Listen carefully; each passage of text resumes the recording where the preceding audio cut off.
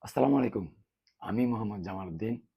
আজকে আমরা একটি সহজ বিষয় নিয়ে কথা বলব। সেটা হলো আমরা এটা অনেকেই করে থাকি। এটা হলো খালি পায়ে কেন হাঁটবো? খালি পায়ে। খালি পায়ে মাটিতে, ঘাসে, কংক্রিটেও অথবা বালিতে, কাদায় হাঁটবেন। কেন হাঁটবেন?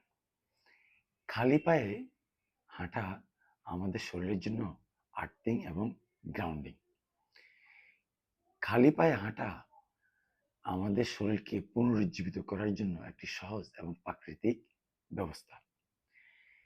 খালি পায়ে হাঁটা আমাদের শরীরের আর্থিং এবং গ্রাউন্ডিং এর কারণে আমাদের শরীরের রক্ত সহজে পাতলা থাকে এবং এই পাতলা হওয়ার কারণে আমাদের সমস্ত শরীরে রক্ত সঞ্চালন সহজে হয়।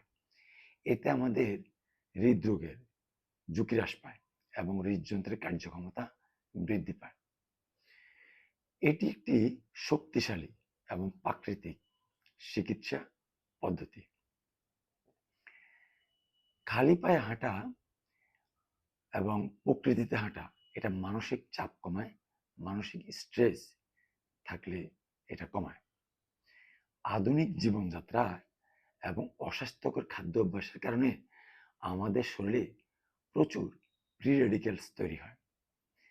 খালি পায়ে হাঁটার কারণে এই ফ্রি রেডিক্যালসগুলি নিরপেক্ষ হয়ে যায়। এটা আমাদের জন্য অনেক উপকারী। আমাদের প্রদাহ কমায়। মাটির নেগেটিভ চার্জযুক্ত ইলেকট্রনের সংস্পর্শে এসে আমাদের শরীরের পজিটিভ চার্জযুক্ত ফ্রি রেডিক্যালসগুলো নিরপেক্ষ হয়ে যায়। এতে আমাদের শরীরের প্রদাহ কমে।